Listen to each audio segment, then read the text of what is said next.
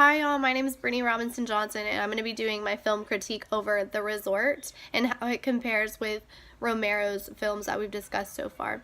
The first comparison I'm going to make is how this movie compares to Romero's Thesis. Excuse me.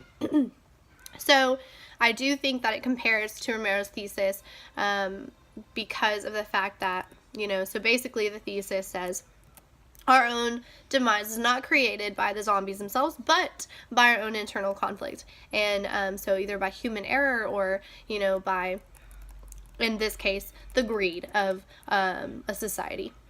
So in this movie, there is this society that's overcome the zombie outbreak, and they're starting to rebuild, and and in that rebuilding stage or process, they there's this corporation that has bought this brilliant idea of creating an island resort where people can go and let out their aggression and shoot and kill zombies for fun, for sport. So, this is kind of the first beginning of everything. And I feel like if they were smart as a society, they would have eliminated the problem of zombies altogether. Instead, they're money hungry and they're greedy. They look at every angle of everything to see how they can make some kind of profit from it. So that kind of tells you where this film is going to go, in regards to what the downfall is going to be. So then we find out a little bit later about how this same corporation has also been taking refugees and turning them into zombies to keep their business going, to keep zombies in the resort so that people keep coming to pay to kill. So that in itself is wrong on so many levels, of course, but that kind of just tells you how far someone's willing to go for their own selfish ambitions.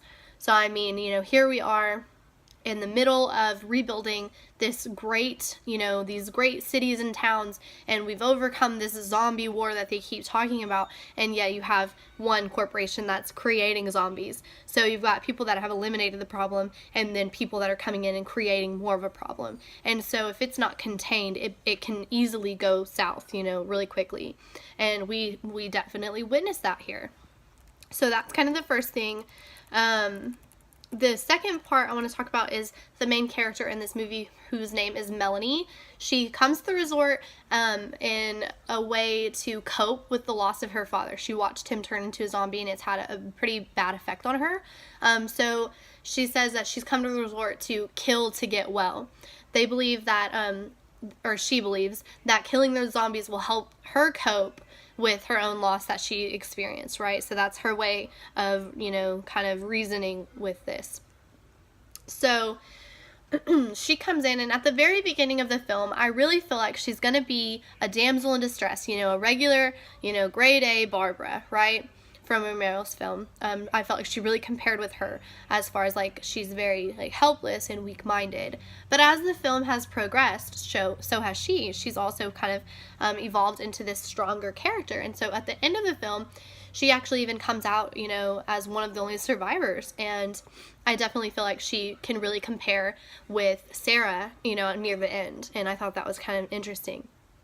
How to kind of watch her grow and to see, she's got such a confidence about her at the end, where she even comes out and even shows light on what the corporation had been doing amongst the refugees, creating the zombies. The last thing I want to talk about is the zombies themselves and how they kind of can compare to Romero's film, and then some of the differences that I've noticed as well. So the zombies in the resort, they, are very quick. They're very smart, and even one in particular, we witness her having memory, access to her brain in the memory form. So at the very beginning of the film, she is humiliated by the curator of the resort, and she remembers that, and when, the zombies break out and start to attack everyone, she goes straight for the same person that humiliated her and actually helps to eat that woman. So it was kind of neat to see that recognition in her. She recognized the person, and then even, singled her out. And then I also feel like that really compares to Steven from Dawn of the Dead, where, you know, he's been killed and then he reanimates and somehow remembers the secret false wall that leads to the others, right? So that's something that he had when he was alive, and then when he reanimated, he remembered that and led all the other zombies there. And I thought that that was really a good comparison between the two films. Another part would be the fact that they are faster. That's probably the only difference, is that, you know, they're faster, they're a little bit more cunning, they're a little bit stronger, they're definitely a little bit more frightening. I think that in the first Night of the Living Dead, they were a little bit slower, you know, you could always outrun them. Like, they were never going to go much faster than what they were already kind of walking or trudging along. In this film, I mean, these zombies have like inhumane speed. So that would be like the only difference that I found. Otherwise, I do feel like this is a great movie. It had a great additive to the genre. I felt like it kind of brought something new to the table, and which makes it very interesting, because, you know, zombie movies are a dime a dozen, right? So you always see the same thing over and over again. You never see something kind of new and full of flavor, and I felt like this kind of was. So that's the end of my critique, and I hope you guys liked it and hope you guys watch it. Have a good day.